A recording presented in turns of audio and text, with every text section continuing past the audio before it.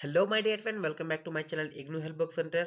Guys, मैं आज आपके लिए लेके आया हूँ इस बारे में बताने के लिए कि क्या इग्नू जो है फ्रेश एडमिशन जो जनवरी 2024 में हो रहे हैं वो, और जो री रजिस्ट्रेशन है जो जनवरी 2024 तक दिया गया दिन का टाइम, क्या इन दोनों का डेट एक्सटेंड होगा। तो चलो मैं एक एक करके बताता हूँ, लेकिन गाइस मैं पहली बार बता दूं आपको कि अगर आपने अभी तक इस चैनल को सब्सक्राइब नहीं किया है तो सब्सक्राइब कर ले कंटिन्यू इग्नू के अपडेट देने के लिए, क्योंकि अपडेट्स कहीं ना कहीं से आपको मिलती रहती है जो हम आपको प्रोवाइड करते हैं। सो गाइस, चलते हैं अपनी वीडियो पे। मैं बताने जा रहा हूँ, सबसे पहले तो मैं आपको बता दूं कि इग्नू री रजिस्ट्रेशन के बारे में। देखिए, हर वो स्टूडेंट जो बैचलर में है, मास्टर में है, कोई भी प्रोफेशनल कोर्स या किसी भी डिप्लोमा कोर्स में ही है, जो 2 साल का हो या 1 साल का हो, ये सर्टिफिकेट कोर्स में होते हैं, उन सभी स्टूडेंट का वन टाइम एडमिशन होता है। देन उसके बाद उसको सेकेंड ईयर थर्ड ईयर की फिर से एडमिशन लेना पड़ता है। उसको हम री रजिस्ट्रेशन बोलते हैं। तो रजिस्ट्रेशन री रजिस्ट्रेशन का मतलब हुआ यहाँ पे कि आपने फर्स्ट टाइम एडमिशन ले लिया था, अब सेकेंड टाइम आपको एडमिशन लेनी है।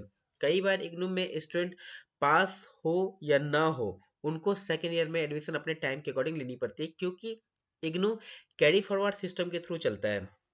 इट मीन्स, अगर आप सपोज फर्स्ट ईयर में एडमिशन लिए हैं जनवरी 2023 में, सेकेंड ईयर का टाइम हो गया आपका, आपको दिसंबर तक में फर्स्ट ईयर क्लियर करना था, लेकिन आपने नहीं किया किसी भी रीजन बस, बट फिर भी आपको जनवरी 2024 में आपको सेकेंड ईयर में एडमिशन लेना होगा, और आप सेकेंड ईयर में चले जाएंगे एडमिशन लेते ही।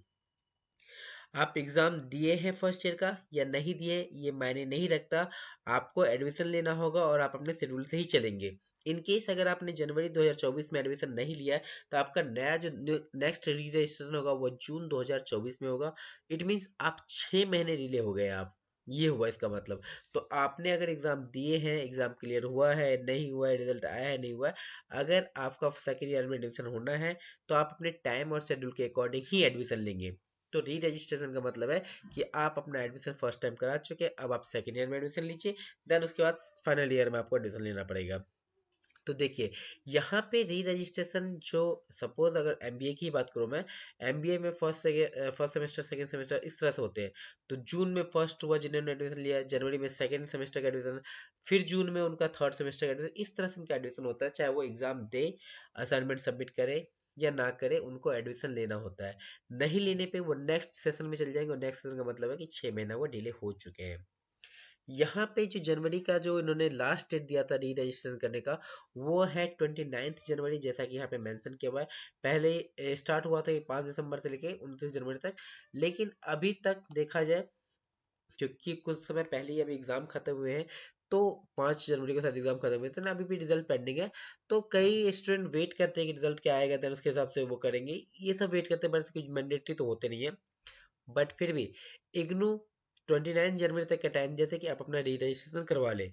बट गाइस, ये यकीन रखिए नॉर्मली कि इग्नू ये डेट एक्सटेंड कर देगा, क्योंकि री रजिस्ट्रेशन नहीं कुछ भी तो आपके फरवरी लास्ट तक चलेंगे। बट हाँ, डेट एक्सटेंड होते हैं कुछ टाइम, 10 दिन का 15 दिन के लिए डेट एक्सटेंड होते हैं। देन फर्दर, सपोज अभी इन्होंने डेट एक्सटेंड किया 10 फरवरी तक में, फिर 10 फरवरी को वो अपडेट कर देंगे कि 20 फरवरी तक का डेट है, फिर वो 28 फरवरी तक का डेट देंगे। तो इस तरह से ये अपडेट नॉर्मली ये फरवरी एंड तक तो जाएगा ही जाएगा। लेकिन फिर भी अगर आपको री रजिस्टर कराने हैं तो आप अपना री रजिस्ट्रेशन जितनी जल्दी हो करवा लीजिए, क्योंकि कहीं ना कहीं कुछ ना कुछ प्रॉब्लम होती रहती है। अभी भी अगर कई स्टूडेंट अभी रजिस्ट्रेशन करते हैं, उसके पेमेंट डिडक्ट हो जाते हैं, बट रजिस्ट्रेशन होते नहीं है। तो इस तरह कई प्रॉब्लम आते हैं, तो आपके पास टाइम रहते हुए अगर ये सब प्रॉब्लम आ रही, तो आप इसका सोल्यूशन जल्दी से जल्दी निकाल भी सकते हैं। लेट होने पे क्यों बेकार में वेट करना है इस चीज़ का, कि मैं लेट हो गया मैं आगे देखूंगा, तो वो चीज़ का वेट क्यों करना।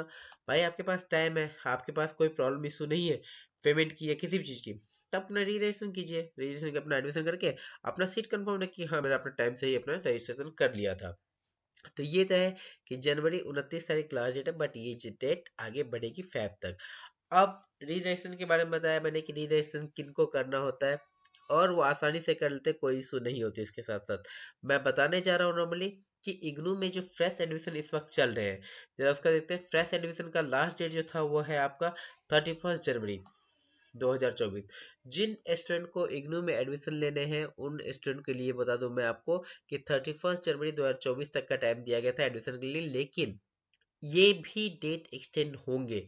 इसका रीजन है कि इग्नू ने इस साल कई नए कोर्सेज लॉन्च किए हैं, जिस कोर्स में एडमिशन के लिए उनको एक टारगेट दिया जाता है इग्नू को कि इतना आपको एडमिशन लेनी है। सपोज आपने कहा है कि इस साल जनवरी सेशन में 5 लाख बच्चों के एडमिशन होने हैं।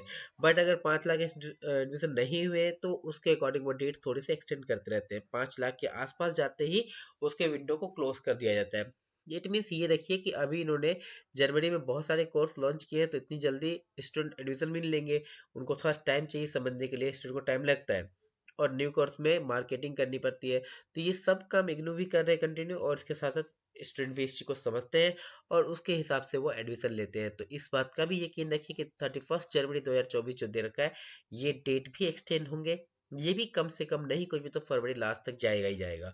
तो इस बात का यकीन रखिए। लेकिन हाँ, अगर आपने फुल्ली डिसाइड कर लिया है कि इग्नू में आपको किस कोर्स में आपका एडमिशन लेना है, तो बिना कुछ सोचे आप अपना आराम से एडमिशन फॉर्म फिल कीजिए। एडमिशन फॉर्म कैसे फिल करना है ये मैंने अपने वीडियो में बता रखा है। अगर आपको नहीं, अगर प्रॉब्लम आती है तो आप मुझे कमेंट कर सकते हैं, मैं उसका लिंक भी आपको प्रोवाइड कर दूंगा। बहुत आसान होता है, आप अपने आप भी घर बैठे बैठे भी आसान से अपना रजिस्ट्रेशन कर सकते हैं। इसमें कहीं भी आपको प्रॉब्लम आती है तो आप मुझे कमेंट बॉक्स में मैसेज कर सकते हैं। आप कुछ नहीं, इग्नू के पोर्टल पे जाके आपको सिर्फ ये देखना है नॉर्मली कि आपको किस को, सपोज आप इग्नू के साइट पे है, छोड़िए इग्नू साइट, मैं आपको गूगल खोलता हूँ।